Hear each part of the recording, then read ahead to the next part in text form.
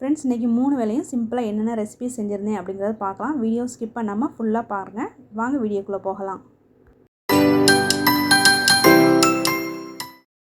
வழக்கம் போல் morning tea போட்டுட்ருக்கேன். Tea first குடிச்சிட்டு அப்புறம் வேலையை ஸ்டார்ட் பண்ணால் தான் வேலை கொஞ்சம் சுறுசுறுப்பாக செய்ய முடியும். ஸோ பார்த்திங்கன்னா காலையிலே டீ போட்டுட்ருக்கேன்.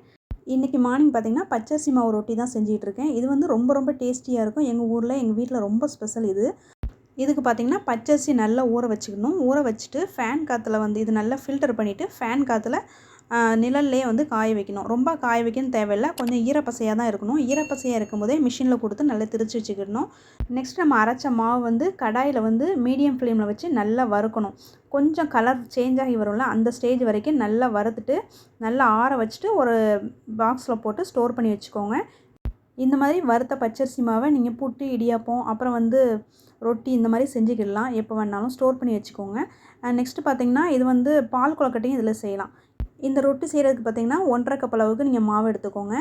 இதில் பார்த்திங்கன்னா கொஞ்சமாக உப்பு, தேங்காய் துருவல் ஆட் பண்ணிக்கிடணும். தேங்காய் துருவல் ஆட் பண்ணிவிட்டு வெந்நியை நல்லா கொதிக்க வச்சுக்கணும். ரொம்ப தராதரான்னு கொதிக்க வைக்கணும் தேவையில்லை. ஜஸ்ட்டு ஒரு கொதி வரும்ல, ஃபஸ்ட்டு கொதி வரும்ல, அந்த ஸ்டேஜில் ஸ்டவ்வை ஆஃப் பண்ணிவிட்டு அந்த வெந்நியை எடுத்துகிட்டு இதில் கொஞ்சம் கொஞ்சமாக ஊற்றி நல்லா கிண்டிக்கோங்க.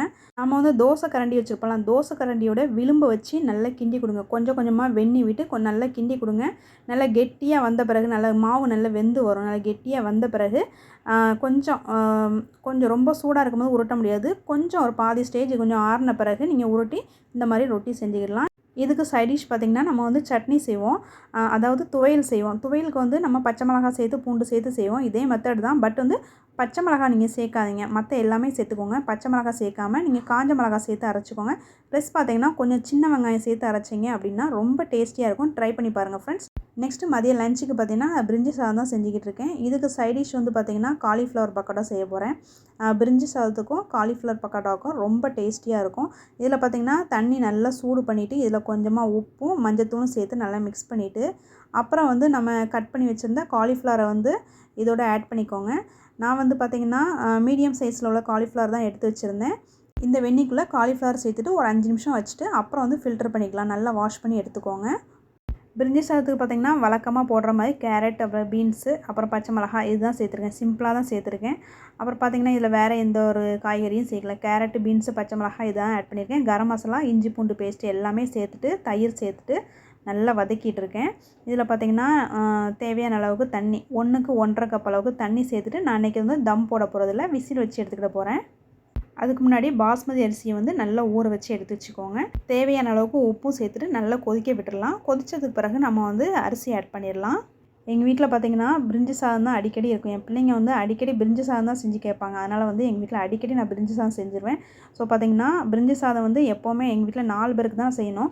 பிள்ளைங்க 2 பேர், நான் ஹஸ்பண்ட், மொத்தமே 4 பேருக்கு தான் செய்ய வேண்டியிருக்கும். ஸோ பார்த்திங்கன்னா நான் ஸ்டவ்வில் குக்கரை வச்சுட்டே நான் சிம்பிளாக ஒரு கேரட்டு, ஒரு 4 பீன்ஸு இந்த மாதிரி தான் சிம்பிளாக போட்டு செஞ்சு முடிச்சிடுவேன். இஞ்சி பூண்டு பேஸ்ட்டு எப்போவுமே நான் ஃப்ரிட்ஜில் ஸ்டோர் பண்ணி வச்சுருப்பேன். ஸ்டவ்வில் குக்கரை வைக்கிறதுக்கு முன்னாடியே அரிசி ஊற வச்சுருவேன். ஸோ பார்த்திங்கன்னா இது ரொம்ப ஈஸியான வேலை. இஞ்சி பூண்டு பேஸ்ட்டு மட்டும் எப்போவும் ஃப்ரிட்ஜில் ஸ்டோர் பண்ணி வச்சுருந்தீங்க அப்படின்னா இந்த மாதிரி குருமா இல்லைனா இந்த ரைஸ் எப்போவுமே செய்கிறதுக்கு ரொம்ப ஈஸியாக இருக்கும். ட்ரை பண்ணி பாருங்கள் ஃப்ரெண்ட்ஸ். இதில் பார்த்திங்கன்னா புதினா, கொத்தமல்லி எல்லாமே நான் இதில் ஆட் பண்ணியிருக்கேன். வதக்கும் போது டீட்டெயில்டாக காமிக்கலை.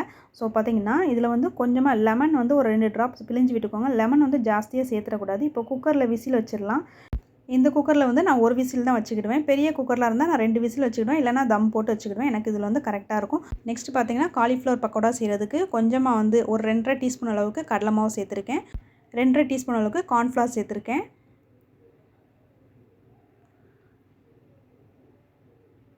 நெக்ஸ்ட்டு பார்த்திங்கன்னா 1 டீஸ்பூன் அளவுக்கு மிளகாய்த்தூள், தனி மிளகாய்த்தூள் ஆட் பண்ணியிருக்கேன். மிளகாய்த்தூள் இன்னும் ஜாஸ்தியாக வேணாலும் சேர்த்துக்கலாம். நெக்ஸ்ட்டு பார்த்திங்கன்னா கரம் மசாலா ஒரு 1/4 டீஸ்பூன் அளவுக்கு சேர்த்துருக்கேன். அப்புறம் சிக்கன் 65 பவுடர் நான் வீட்டில் அரைச்சது தான் சேர்த்துருக்கேன். சிக்கன் 65 பவுடர் வீடியோ என்னுடைய சேனலில் போட்டிருக்கேன், நீங்கள் செக் பண்ணி பார்த்துக்கோங்க. நெக்ஸ்ட்டு பார்த்திங்கன்னா மைதா மாவும் ஒரு 2.5 டீஸ்பூன் அளவுக்கு சேர்த்துருக்கேன். ஃபைனலாக பார்த்திங்கன்னா கொஞ்சமாக லெமன் ஸ்னீஸ் பண்ணி விட்டுக்கோங்க. கொஞ்சமாக தயிரும் ஆட் பண்ணிக்கோங்க. நல்லா புளிச்ச தயிர் இருந்தாலும் பரவாயில்ல, கொஞ்சமாக ஆட் பண்ணிவிட்டு கொஞ்சமாக இஞ்சி பூண்டு பேஸ்ட்டும் சேர்த்துட்டு இதை நல்லா மிக்ஸ் பண்ணிக்கோங்க. தேவையான அளவுக்கு கொஞ்சமாக உப்பும் சேர்த்துட்டு நல்லா மிக்ஸ் பண்ணிக்கோங்க. கொஞ்சம் கொஞ்சமாக தண்ணி விட்டு நல்லா கட்டி இல்லாமல் நல்லா பிசைஞ்சு எடுத்துக்கோங்க. இது பார்த்திங்கன்னா பஜ்ஜி மாவு பதத்துக்கு நல்லா இந்த மாதிரி பிசைஞ்சு எடுத்துக்கோங்க. நீங்கள் வந்து உங்கள்கிட்ட காலிஃப்ளவர் எந்த சைஸ் இருக்கோ அந்த சைஸை பொறுத்து நீங்கள் வந்து இதெல்லாம் ஆட் பண்ணிக்கோங்க. நான் மீடியம் சைஸில் தான் எடுத்து வச்சுருந்தேன். ஸோ பார்த்தீங்கன்னா எனக்கு இது வந்து கரெக்டாக இருக்கும். நெக்ஸ்ட்டு வந்து நம்ம காலிஃப்ளவர் வந்து வெந்நீரில் போட்டு ஊற வச்சுருந்தது நல்லா ஃபில்டர் பண்ணிவிட்டு இதை இந்த மாவோட ஆட் பண்ணிடலாம். இதை வந்து நல்லா மிக்ஸ் பண்ணிக்கோங்க. கையை வச்சே நல்லா மிக்ஸ் பண்ணிக்கோங்க. எனக்கு வந்து காரம் கொஞ்சம் பத்தாத மாதிரி இருந்துச்சு. ஸோ பார்த்தீங்கன்னா கொஞ்சோண்டு மிளகாய்த்தூள் ஆட் பண்ணிக்கிட்டேன். உங்களுக்கு வந்து எவ்வளோ காரம், எங்கள் பிள்ளைங்க வந்து நிறைய காரம் சேர்க்க மாட்டாங்க. ஸோ பார்த்தீங்கன்னா அதுக்கேற்ற மாதிரி தான் நான் வந்து ஆட் பண்ணியிருக்கேன். உங்களுக்கு எவ்வளோ தேவையோ அந்த மாதிரி நீங்கள் காரம் மட்டும் அட்ஜஸ்ட் பண்ணிக்கோங்க. எண்ணெய் நல்லா காஞ்ச பிறகு நீங்கள் வந்து காலிஃப்ளவரை போட்டு பொரிச்சு எடுங்க. எண்ணெய் காயறதுக்கு முன்னாடி போட்டிங்கன்னா எல்லாம் பிரிஞ்சு வந்துடும், அந்த மசாலாலாம் பிரிஞ்சு வரும். ஸோ பார்த்தீங்கன்னா எண்ணெய் நல்லா காஞ்சது பிறகு காலிஃப்ளவரை சேர்த்துட்டு மீடியம் ஃப்ளேமில் வச்சு பொரிச்சு எடுங்க. அப்போ தான் நல்லா மொறுமொறுன்னு வரும். ரொம்ப நல்லாயிருக்கும் இந்த காலிஃப்ளவர். இதில் பார்த்திங்கன்னா உங்களுக்கு தேவைப்பட்டுச்சுன்னா அரிசி மாவு சேர்த்துக்கோங்க. நான் அரிசி மாவு இதில் சேர்க்கல. ஏன்னா பார்த்திங்கன்னா கடலை மாவு, மைதா மாவு, கார்ன்ஃப்ளவர் எல்லாமே சேர்த்ததுனால இது வந்து நல்ல மொறுமொறுப்பு தன்மையோடு தான் இருக்கும். அதனால் வந்து நான் அரிசி மாவு எதுவுமே சேர்த்துக்கல. காலிஃப்ளவர் எல்லாமே கொஞ்சம் கலர் சேஞ்ச் ஆகி வரும்போது இதை எடுத்துக்கலாம். இந்த மாதிரி கலர் சேஞ்ச் ஆகி வந்திருக்கணும். கொஞ்சம் ரெட்டிஷாக அந்த மாதிரி வந்த பிறகு நீங்கள் வந்து எடுத்துடலாம். இதில் வந்து சிக்கன் 65 பவுடர் சேர்த்தா கொஞ்சம் நல்லா டேஸ்ட் இருக்கும். ஸோ பார்த்திங்கன்னா சிக்கன் 65 பவுடர் நீங்கள் ஆட் பண்ணிக்கோங்க கண்டிப்பாக. இதில் வந்து 65 பவுடர் ஆட் பண்ணியிருக்கேன். இது வந்து ஹோம்மேடு நம்ம வீட்டில் ப்ரிப்பேர் பண்ண பவுடர் தான். நான் என்னுடைய சேனலில் வந்து ஏற்கனவே 65 பவுடர் வந்து எப்படி செய்யணும் அப்படிங்கிறத வீடியோவாக போட்டிருக்கேன். சேனலை சப்ஸ்கிரைப் பண்ணிவிட்டு செக் பண்ணி பாருங்கள் ஃப்ரெண்ட்ஸ். சப்போஸ் உங்கள்கிட்ட கடையில் உள்ள பவுடர் இருந்துச்சுன்னா நீங்கள் அது கூட ஆட் பண்ணிக்கலாம். ஸோ பார்த்திங்கன்னா இன்றைக்கி லஞ்சுக்கு வந்து காலிஃப்ளவர் பக்கோடா ப்ளஸ் வந்து ஆனியன் ரைத்தா வச்சுருந்தேன். ஸோ பார்த்திங்கன்னா சம்மர் லீவில் வந்து நம்ம பிள்ளைங்க நம்ம கூட இருப்பாங்க. மற்ற நாள் பார்த்திங்கன்னா ஸ்கூல் ரீஓப்பன் ஆச்சுது அப்படின்னா பிள்ளைங்க ஸ்கூலுக்கு போயிடுவாங்க. படிப்பு இல்லை டியூஷன் அப்படி தான் போயிட்டுருக்குமே தவிர நம்ம வந்து ரொம்ப நல்லா கவனிக்க முடியாது. ஸோ பார்த்திங்கன்னா இந்த மாதிரி லீவ் டைமில் வந்து நல்லா யூஸ் பண்ணிக்கணும். பிள்ளைங்க வந்து விளையாடுவாங்க, கொஞ்சம் சேட்டை பண்ணுவாங்க, இது பண்ண தான் செய்வாங்க. அவங்களுக்கு ஏற்ற மாதிரி இந்த மாதிரி நம்ம செஞ்சு கொடுத்தோம்னா ரொம்ப ரொம்ப விரும்பி சாப்பிடுவாங்க. அன்றைக்கி ஈவினிங் வந்து பிள்ளைங்களுக்கு பிடிச்ச பானிபூரி தான் செஞ்சு வச்சுருந்தேன். பானிபூரி பார்த்திங்கன்னா ரெடிமேடாக நான் வாங்கினது தான். பொரிக்காத பானிபூரியை வாங்கி வீட்டில் வச்சு பொரிச்சிருந்தேன். இது எப்போவுமே எங்கள் வீட்டில் ஸ்டாக் இருக்கும். ப்ளஸ் பார்த்திங்கன்னா புதினா மட்டும் வீட்டில் இருந்தால் போதும். புதினா மல்லி இலையை வந்து நல்லா அரைச்சிட்டு கொஞ்சம் சாட் மசாலா, கொஞ்சம் உப்பு போட்டுட்டு ஒரு ஹாஃப் லெமன் மட்டும் ஸ்னீஸ் பண்ணிக்கோங்க. இதில் வந்து தேவையான அளவுக்கு தண்ணியை விட்டுட்டு இந்த மாதிரி செஞ்சு கொடுங்க. பிள்ளைங்க வந்து ஹாப்பியாக ஃபீல் பண்ணுவாங்க. டின்னருக்கு பார்த்திங்கன்னா இட்லி தான் செஞ்சுருந்தேன். இட்லியும் தக்காளி சட்னியும் சிம்பிளாக செஞ்சு முடிச்சிட்டேன். இதை வந்து வீடியோவாக கவர் பண்ண முடியல, கொஞ்சம் பிஸியாக இருந்ததுனால. ஸோ பார்த்திங்கன்னா 3 வேளையும் சிம்பிளாக ரெசிபி செஞ்சு முடிச்சாச்சு. இந்த வீடியோ பிடிச்சிருந்துச்சுன்னா லைக் பண்ணிக்கோங்க.